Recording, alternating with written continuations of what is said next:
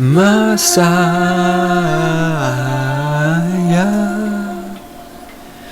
All praise him. Praise his holy name, and he gives us free birth control and free health insurance because he is the Messiah.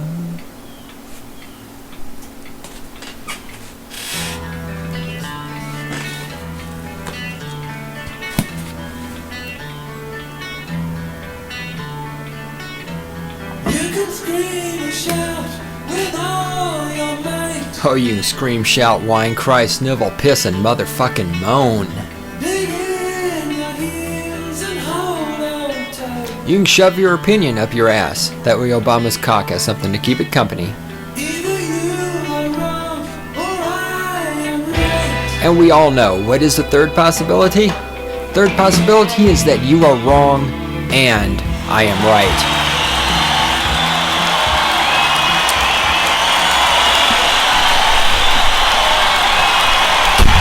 Boom! Yes, that was me dropping the microphone. Not on the floor, just dropping the microphone stand. That's how I roll, and I am the Great One himself, and this is Stating the Obvious, the weapons platform from which I launch the cruise missile of my intellect that homes in on and destroys stupid motherfuckers all around the world. Now I need to back off the microphone. Thank you. Thank you, Randy, for pointing out. I need to back the fuck off the microphone. Because if I don't back off the microphone, she'll shoot me with the M60 machine gun.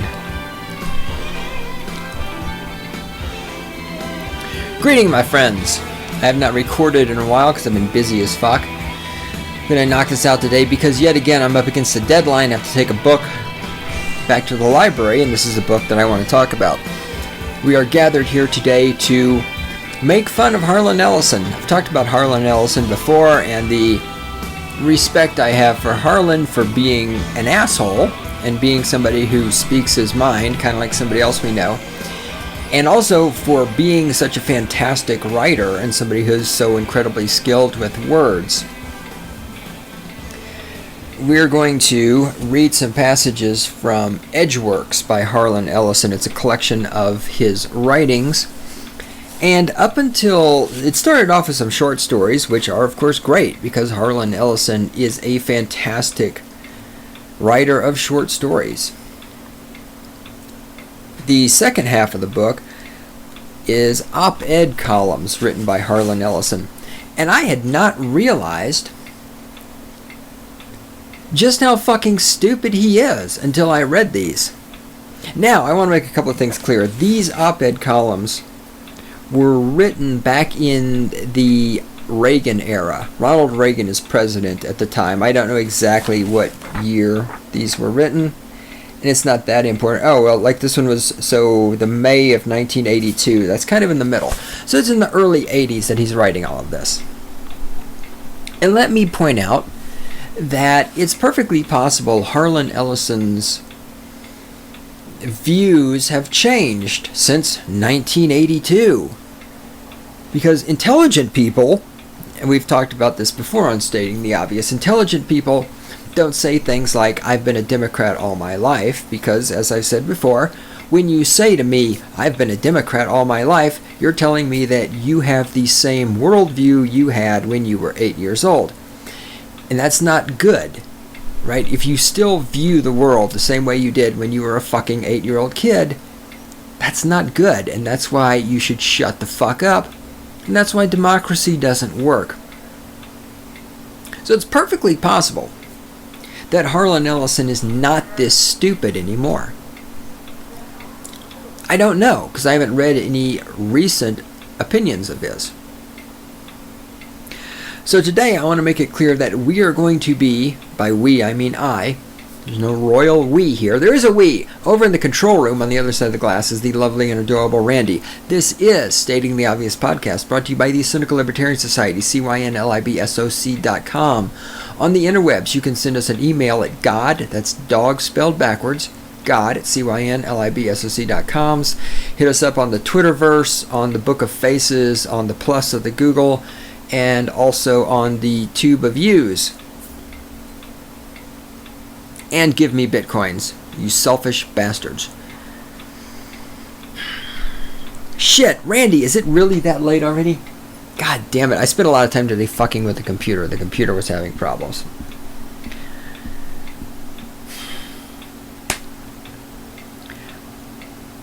I am going to be talking about the Harlan Ellison who existed in the year 1982 and in that time frame.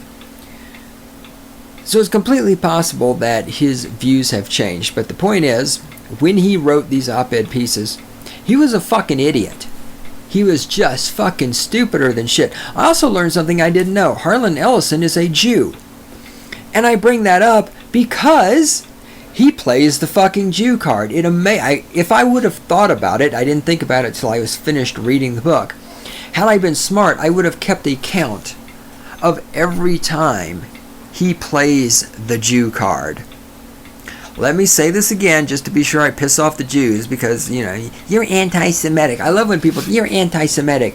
No, I don't fucking hate Jews. I hate everyone. Will you please stop thinking whether you're a Jew or a black person or a homosexual or a brown person or a yellow person or a woman or a whatever the fuck you are, however you fucking classify yourself. Will you please stop thinking that you're in some group of people that are so fucking special? Oh, you're special, all right. That you're so fucking special that I hate you more than I hate other statists. There's only two kind of people on this planet. There are statists and there are anarcho-capitalists. If you're a statist, I fucking hate you. You don't get some kind of special fucking hatred because you're a Jew. Okay, you're not somehow better than all the other statists and therefore get some more elite form of hatred because you're a Jew statist. All right, you're a fucking statist. End of discussion. I am not anti-Semitic. I am anti-statist. Harlan Ellison is a Jew. I didn't know this. But he makes it really obvious because he plays the Jew card at every fucking opportunity. I want to make this one episode. I want to get through this because Randy and I both have shit to do. Let me get started. He wrote this on 2nd of July, 1981. Quote, as I was saying, Knife Kill Flicks, the subject of a new book titled Splatter Movies. You like that a lot. Splatter movies. Cute. Though there are exceptions, the apologist will always cite, the bulk of violence, total, psychopathic, sudden, and seemingly the only reason for making these films, is directed against women. Oh sure, there are a few men who get whacked in these films, the merest wet work, but their deaths are usually a sort of pro forma, almost as if they were reluctantly added to the script against the advent of just such criticisms as these. So the righteous director, who is usually egomaniacally but inaccurately logged on as the co-scripter, and the producer can justify the slaughter by saying, quote, well, hell, didn't you see the guys who got snuffed? How can you say we hate women? Unquote. But that's misdirection, afterthought. It's like George Wallace talking about states' rights when what he really means is, let's keep the niggers in chains. It's on the moral and ethical level of those who excuse Nixon's criminal acts by saying, quote, hell, everybody does it, unquote. Let's pause here for some commentary. First of all, as I said, Harlan Ellison has a fantastic command of the English language. Let us give him his respect, as is due. Harlan whines a lot about splatter movies, and the fact that they're popular and the fact that people go to see them. Keeping in mind, of course, that Harlan also loves democracy, and of course the people who go see splatter movies, splatter movies, are also the same people who vote. This is the huge problem I have. I have a lot of huge problems. I have something else that's huge also. Ask your girlfriend. all these people out there like Harlan Ellison who believe that the common people are stupid and the common people are base and the common people are inferior because they're entertained by splatter movies where girls get killed and knifed and cut up in little pieces. I agree that you common people out there are morons. Yet, elitists like Harlan Ellison, and he admits to being an elitist, I talked about that in a previous podcast where I talked about some of Ellison's writing, he very freely and happily admits he is an elitist. Elitists, however, continue to believe in democracy. They continue to think that these same people who are so stupid and base and common should be allowed to vote. You know, and all of this writing is just littered with his punches at Republicans, which is fine to punch at Republicans. I don't have any love affair with Republicans, but it's just pathetic. For example, George Wallace keeping the niggers in chains. Let me take a moment to remind all of you who don't know anything about history, it was the Democrats who wanted to keep slavery legal. It was the Democrats who were opposed to your savior, Abraham Lincoln. It was the Democrats who are responsible for most of the Jim Crow laws. And of course, the hell everybody does it excuse. I mean, there is nothing more overused in our modern society. The other day, I'm talking to some people, and they're talking about the corporations tracking your internet activity in your cell phone, and it's the same old thing. You always say, well, I have nothing to hide, so I have nothing to fear, and besides, everybody does it. There it is, right? If we're going to get rid of the everybody does it excuse, if we're not going to use that as a society anymore to justify things, we're screwed, because this is the biggest justification we use in this, other than, well, it's the law. Right? You ask somebody why anything is anything the way it has to be, and people will either say, well, because that's the law, or it's corollary because that's illegal, or they'll say, well, everybody does it. Let's get back to reading Harlan Ellison. It's a train coming. Can you guys hear that? The trains have to blow their horns to make fucking sure we know they're coming through. Alright. No, what we're dealing with is nifty little films like Brian De Palma's Dressed to Kill, and Blowout is a concerted attack on females. Females burned alive, hacked to ribbons, staked out and suffocated slowly, their limbs taken off with axes, chainsaws, guillotines, threshing machines, the parts nailed up for display. The deification of the madness Jack the Ripper visited on pathetic tarts in Spital's Fields in 1888. Oddly enough, Ellison, like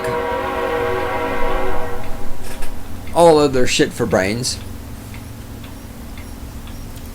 has no problem with women not being able to defend themselves from psychos. He has no problem with holding firearms from women, which would allow themselves to defend themselves. He has no problem with women going into the military to be killed. He has no problem with men as a whole being killed, cut up, raped in prisons, sent to war, all this other stuff. And here's why Harlan Ellison is so obsessed with splatter movies and their treatment of women. Because as I'm reading all of this and wondering, why is Ellison sucking up to the femistatist so severely? And it all becomes clear in this next passage. We continue reading Harlan Ellison's words. As a man who hit a woman once early in his life and swore never to do it again, I reel back from these films where hatred and brutalization of women is the uncontrolled engine, the governing force of plot. I'll admit it, I cannot watch these films. I get physically ill. And here we learn what we need to about Ellison, like an ex-smoker who can't shut up about smoking, like an alcoholic who doesn't drink anymore because he went to AA and can't stop lecturing you, Harlan Ellison only once, he claims, beat a woman, and now he just can't stomach it. Right. He hit a woman once. I suspect Harlan Ellison to have this level of guilt hit a woman a lot more than once. Because you don't get this kind of guilt from hitting a woman one time. I also want to point out, listen to this.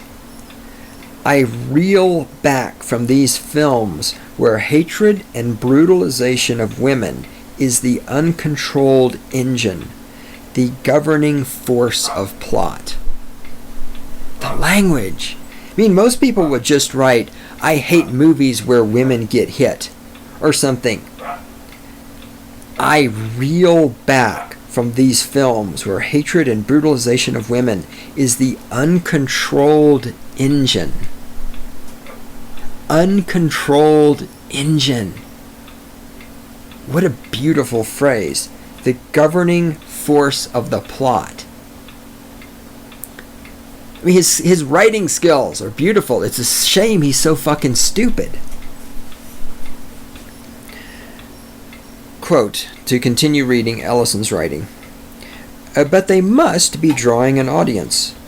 More and more get made each season. Saturation advertising on television pulls you to them. They make money, and money begets money, and the begetting sends even greater numbers of minimally talented filmmakers to the form. They proliferate, and the sickness spreads. He wrote in here a really good critique and commentary of the film Outland, which was a pretty terrible movie, and Harlan Ellison's criticisms of that movie are all right on. We're skipping off of that now and going forward, moving forward in time.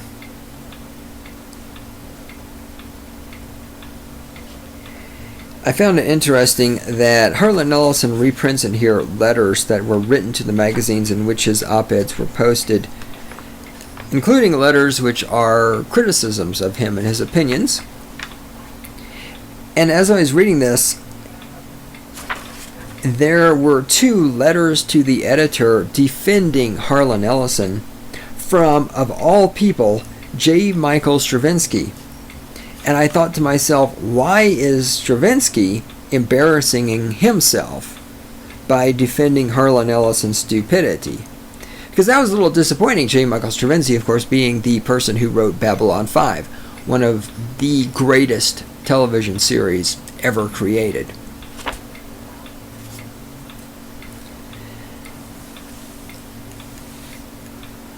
Somebody wrote in, and this has nothing to do with Harlan Ellison,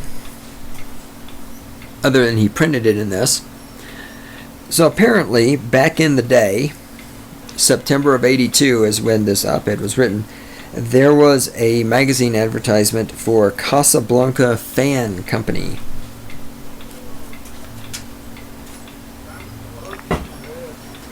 Hold on, I'm dropping things. The Casablanca Fan Company did ceiling fans. And they had a magazine advertisement that showed a man who looks like Humphrey Bogart sitting at the bar wearing his white suit and his bow tie, and he's got a drink in front of him. And behind him, looking over his shoulder, is a black man in a suit. And above it is the quote, which is, we can infer, being said by the Humphrey Bogart character. And it says, you know, a dame will let you down every time, but a Casablanca fan will always hang true. Some woman, imagine that, a feminist, some femistatist who wrote into Harlan Ellison multiple times throughout the time he was writing his column, wrote in talking about her state of enragement upon seeing this advertisement and how it was sexist, racist, and stupid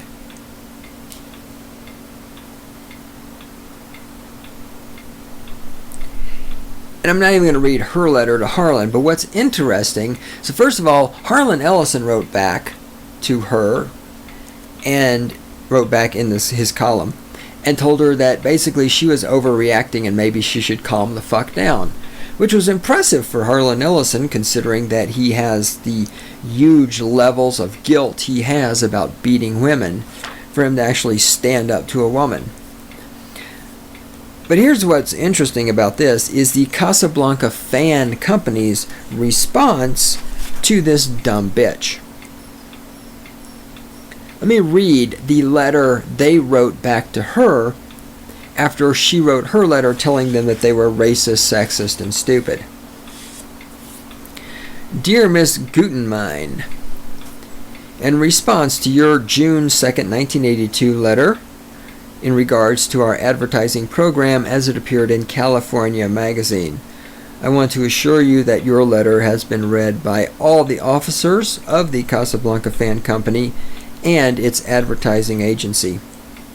At least 30 other writers complained similarly, and we regret this ad offended so many. We extend to you our most sincere apologies. So out of the entire population of the United States, they offended 30 people.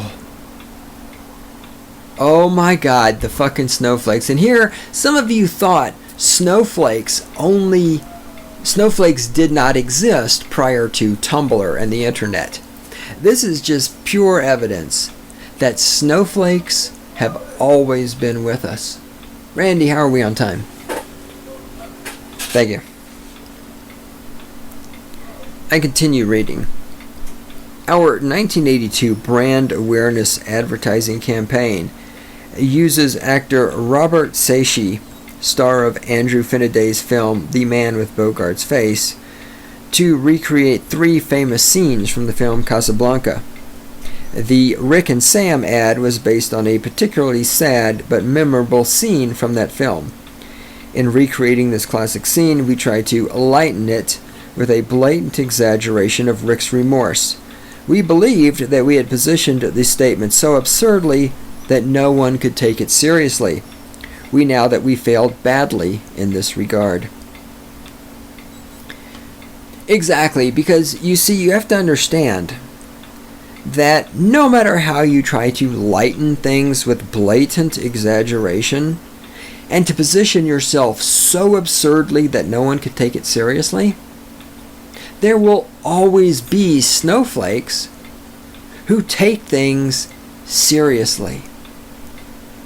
The snowflakes will always exist, and you cannot be sensitive enough to the little sissy fuckers in order to avoid offending them. And the idea that you can create an advertising campaign and put it in California Magazine and that you are going to be successful in not offending anybody is just naive. And of course, finally, there's the fact that if you're not offending anybody, you're not doing anything. Said it before, I'm going to say it again, and I'm going to say more about it in the future. People who say, well, if you want to change the world, you have to start with yourself. Wrong. I have concluded that is wrong. That is absolutely wrong. If you want to change the world, you have to start by offending people.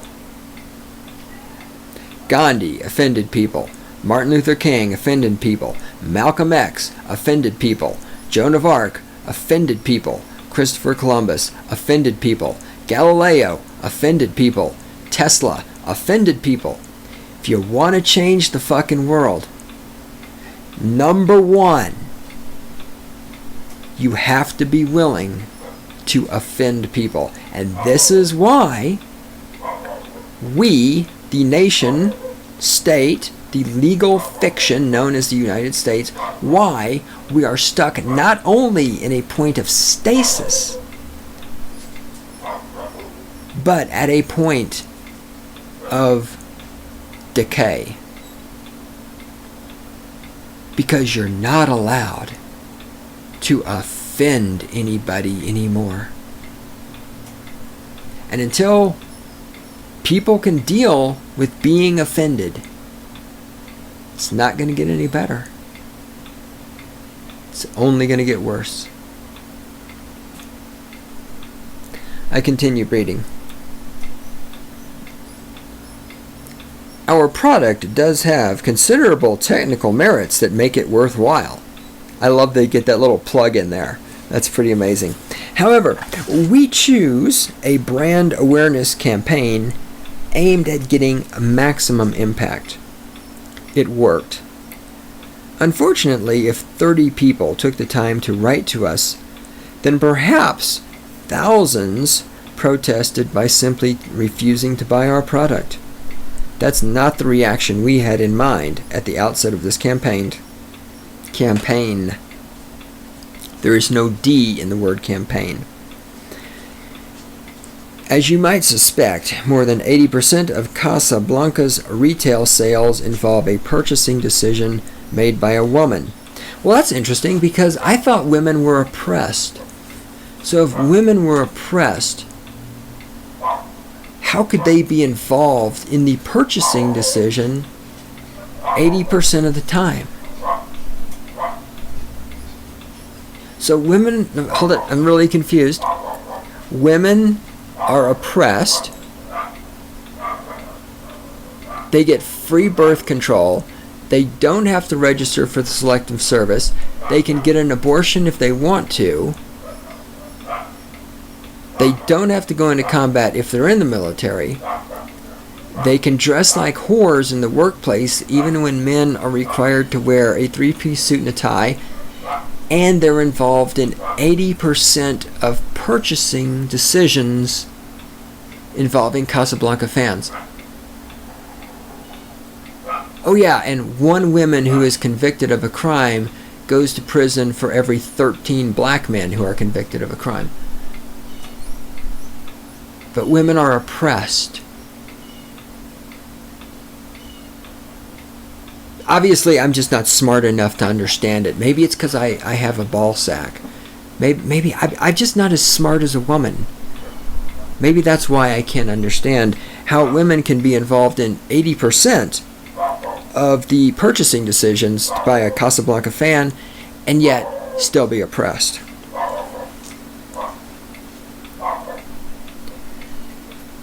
I continue reading. To set out intentionally to offend these buyers is a poor way to run a business, at best. We regard ourselves as a progressive company, and women fill key roles in sales and middle management in the firm. There's no question that we momentarily lost our sensitivities with regards to women's issues.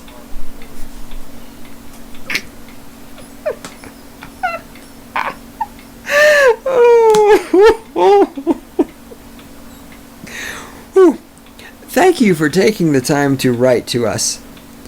I can assure you that the advertisement will never be seen again in future publications. Sincerely, Edward F. Hart. Yes, a woman can write a letter to a corporation and have that corporation censor its own advertising. And women, they're so oppressed. Oh my goodness, just so oppressed.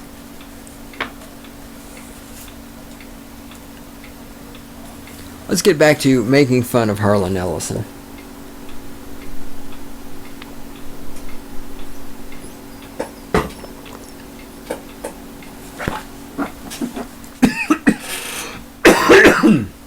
Let's get back to me coughing and dying after taking a drink of water. 25 October 1982. At least Ellison understands that when you write the date, it doesn't go month, day, year. It goes day, month, year. Okay. Every 2 minutes, a handgun is manufactured in America. Every 13 minutes, the cops take a gun away from someone in America. Every 20 minutes, someone is killed by a handgun in America. During the time of the Vietnam War, more Americans were killed by handguns in America than died in the war. Every year, 350,000 people are injured by handguns in America. So stop all this bullshit about guns in the hands of criminals. Enough lies already. Enough of those sleazy and uncredited posters showing Nazis machine gunning people down and then shoveling them into mass graves under the legend gun registration equals mass extermination, or first register their guns, then register their Jews.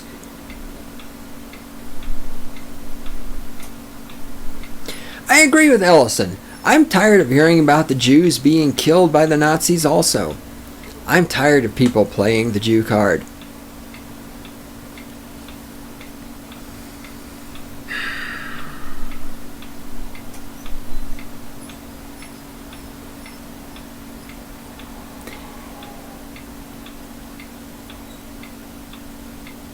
Just as black people are so eager to become slaves again by becoming owned and controlled by the government, becoming dependent upon the government, so too are the Jews so eager to be exterminated. Isn't it interesting how Jews in America are trying so hard to get rid of guns, while Israel, the home of the Jews, you don't see any fucking gun control in Israel, do you? Just stop and think about that for a minute while Ellison is playing the Jew card. And, I mean, I don't know. I'm sorry, but I'm pretty fucking sure that the Jews who were killed by the Nazis were killed by the Nazis because the Nazis had guns and the Jews didn't. Now, there's other reasons, too. Like, the Jews sat there and thought, well, I have nothing to hide, so I have nothing to fear.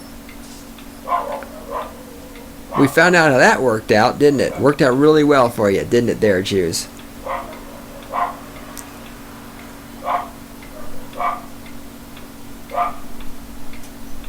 These statistics. Now, I don't know where Harlan Ellison gets these fake statistics from. Let's just look at this one, because this is the one. I use this thing called Google. And if it's on Google, you know it must be true. What did I type into Google? Typed in gun injury statistics US by year. And I took two of the first links that come up. Here, this one is from, who the hell did this? Oh, sorry. This is from the National Center for Injury Prevention and Control, CDC, 2010, last updated. So Harlan Ellison's writing this in 1982. According to Harlan Ellison, 350,000 people are injured by handguns a year in America. Well, that's interesting. According to the Center for Disease Control, which is the government, the state, they must be right. And this was updated in 2010. In 2010, the President of the United States was his Lord and Savior, Hussein Obama. If you disagree with these statistics, you hate black people. According to the CDC, in 1982, I'm trying to look at this and I gotta line this up and get the right fucking number. I can't really tell because it's a CDC graph. You can't really tell what the fuck is going on. The number of people killed in 1982, not killed, injured.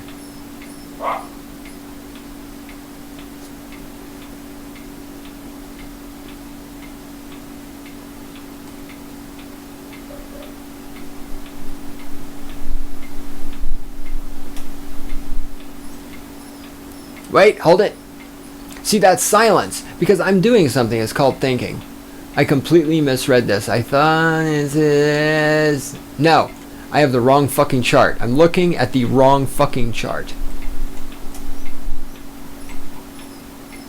damn it, this thing does not have the number for 1982 of injuries. It does, however, have injuries from 2000 to 2007.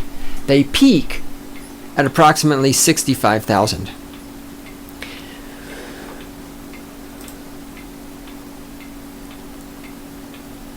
Here is another set of statistics: non-fatal gun injuries in the United States.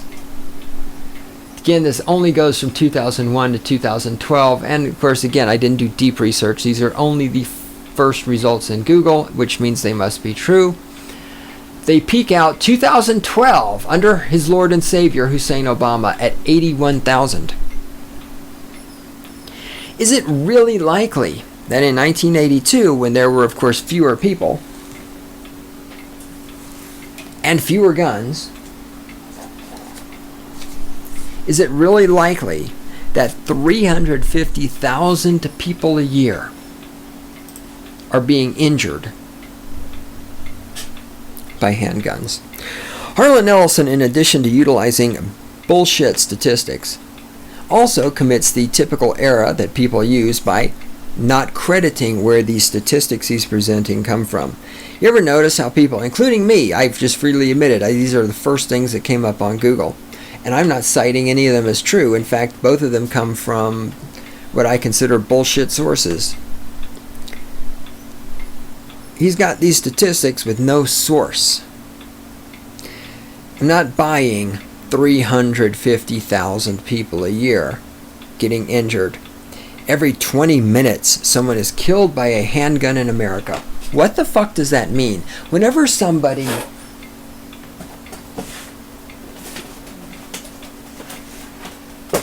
I've talked about this before in any of my lying with statistics rants. Whenever somebody gives you statistics in bullshit format, you know they're trying to lie to you. This every 20 minutes, someone is killed by a handgun. Okay, let's do some math. 365 days in a year. 24 hours in a day. So that gives us 8,760 hours. 60 minutes in an hour. That gives us 525,600 hours in a year. Or minutes, rather. Excuse me, minutes. Let's divide that by 20. So that means that in Harlan Ellison's fantasy world, 26,280 people are killed by handguns. Let's come back over to the CDC thingy here. And, okay, that's in the range. 1982. According to CDC, in that area, Harlan Ellison actually, according to CDC, lowballed it. CDC prediction comes in at 30 to 35,000 people killed in 1982 by handguns. Mr. Ellison, in all of his greatness, lowballed the number. Why? Because he's trying to be dramatic with his presentation of every 20 minutes someone is killed.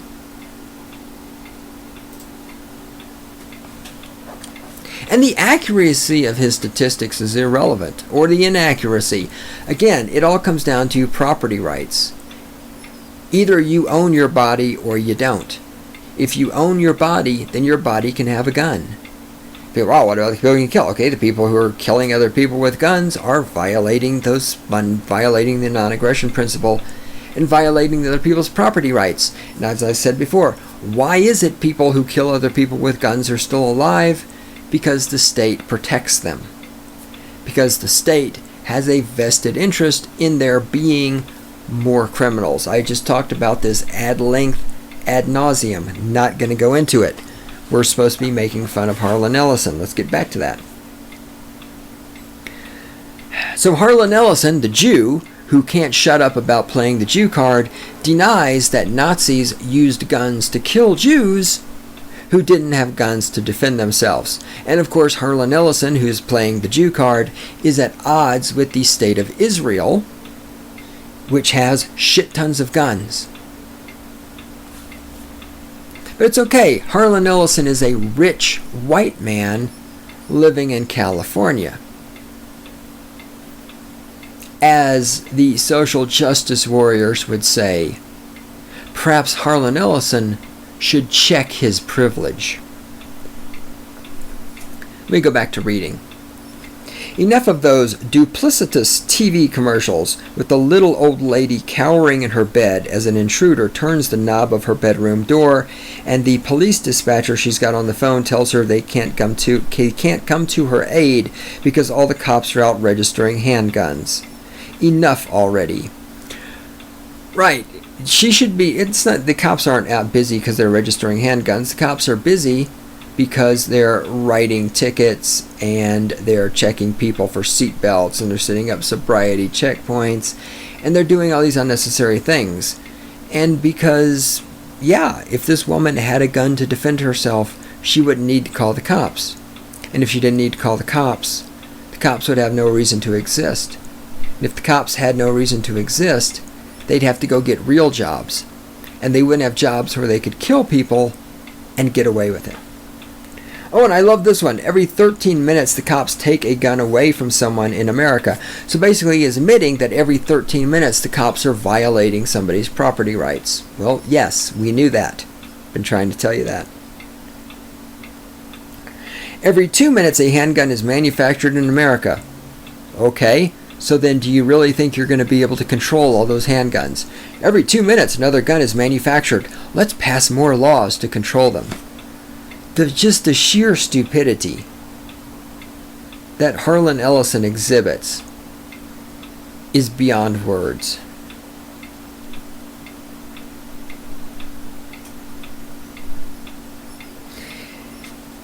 It isn't guns, and here we get to, again, Harlan Ellison does not have a problem saying that he's better than you, that he's smarter than you, that he is superior to you, and that you should not be allowed to defend yourself. Here we go.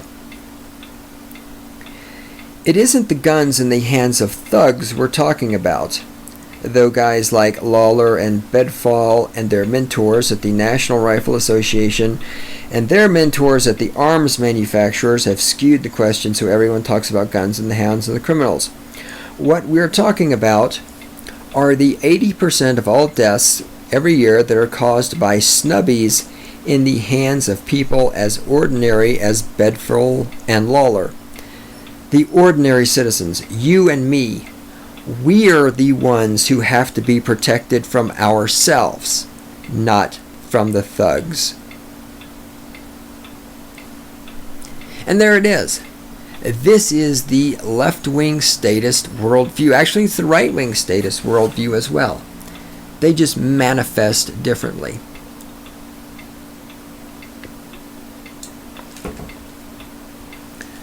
Both the left-wing statist and the right-wing statist believe that people have to be protected from themselves.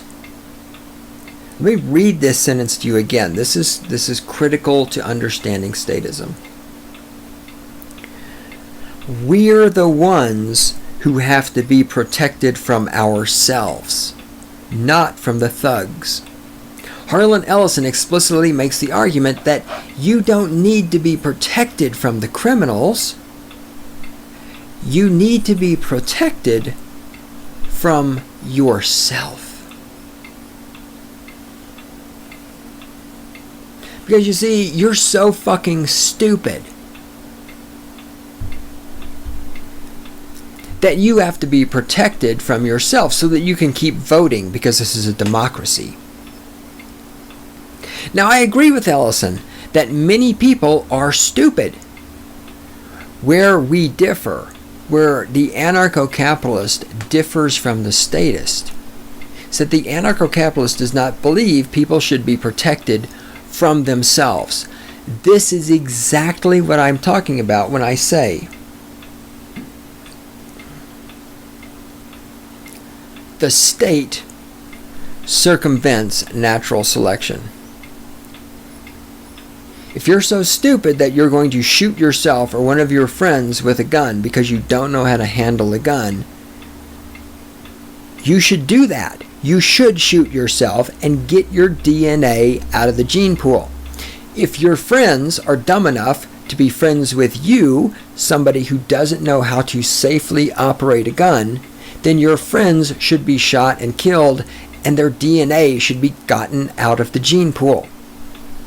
When I was in the military, we walked around with loaded weapons. Not every day, but we went out, we did live fire exercises.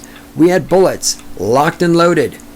We fired bullets downrange around other people. Nobody ever shot anybody. It's not that hard. I may or may not have loaded weapons right here in this room. I may or may not have loaded weapons in my home. I may or may not have driven across the United States of America with loaded weapons in my vehicle. I may or may not have walked down the street with a loaded weapon in my possession, have never shot anyone. This mystique that left-wing statists have formed around weapons, that somehow or another you can have this weapon and it can just go off, just magically. It can fire at some time and shoot people. I've talked about this before. For a weapon, for a handgun, a rifle, to shoot another person, 3 things have to happen. You have to turn the safety off, you have to point it at another person, and you have to pull the trigger. I don't care what you saw on television about how guns just magically go off without anybody pulling the trigger. That does not happen in reality. And people who are so fucking stupid that they accidentally shoot themselves or others, these are people who should be eliminated from the gene pool. This is natural selection. But Harlan Ellison wants the state to protect people from themselves. Because Harlan Ellison thinks the stupid people should be kept alive, because of course the stupid people benefit the state. Remember, if the stupid people were eliminated from the population, only the smart people would be left. Smart people don't need Obamacare. Smart people don't need the government. Shit, thank you, Randy. Smart people don't need the state to tell them how to fucking live. And of course, the right-wing statists think the same thing. They believe that religion should protect you from yourself. Because, my God, without religion, you would want to have sex with people. And sex is evil. Sex is to the right-wing statist like guns are to the left-wing statist. You have to be protected from yourself. You have to save yourself until marriage. Otherwise, my God, you'll have sex and you'll experience pleasure. And we can't have that. So thank goodness God is here to protect you from yourself. Harlan Ellison wrote another piece. We're running very short on time, and I am wrapping this up. Harlan Ellison wrote another piece in which he discovered that magazines value their advertisers more than their subscribers. I thought this was fucking hilarious. Harlan was talking about how magazines put the mailing label on the front cover, and in doing so ruined the photography on the front cover. And his thing was, why can't they put the mailing label on the back cover and thus not fuck up the front cover? And after some investigation, he discovered that the reason they don't do that is because the back cover has an advertisement on it, and the advertisers don't want their advertisement to be ruined. And so Harlan Ellison thus becomes all indignant that the magazines value the advertisers more than the subscribers, which is kind of like discovering that water is wet. Again, you've got Harlan Ellison, who in writing this is not wrong. He's not wrong about what he says in this op-ed piece. He is not wrong. He's right. I completely agree with him. But the fact that he's discovered this for the first time in his life, that the magazines value the advertising dollars more than they value the subscribers. Really? No shit, Harlan. You're this fucking disconnected from the planet Earth, yet you're writing long-winded rants about how common people shouldn't be allowed to have guns because you think you're really fucking smart. You're not. Then he writes another thing about video games, where he predicts that, hold on.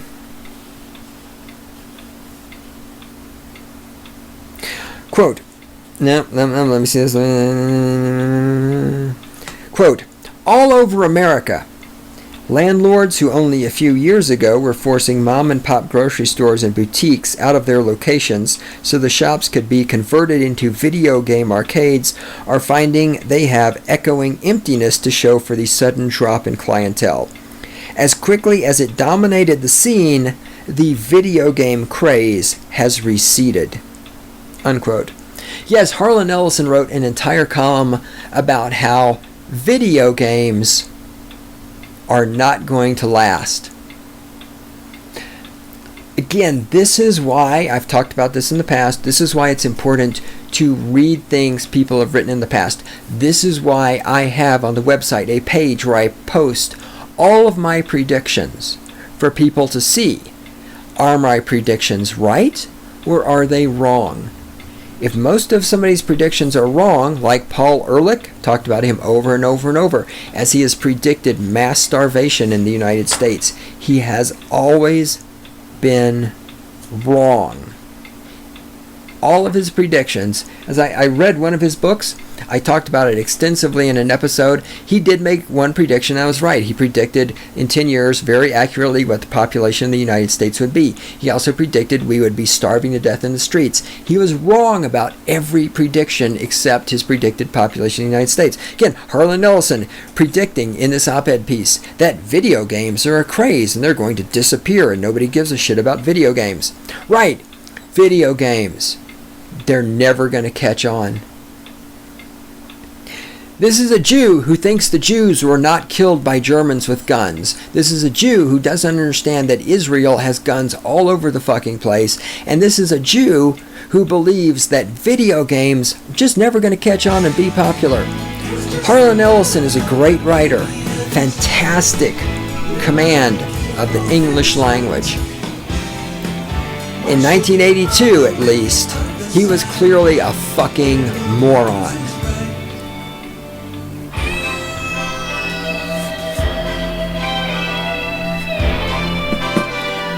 We're out. This will be going out on Friday. Today is Wednesday. Randy and I have a lot of shit to do. Catch you guys on the rebound.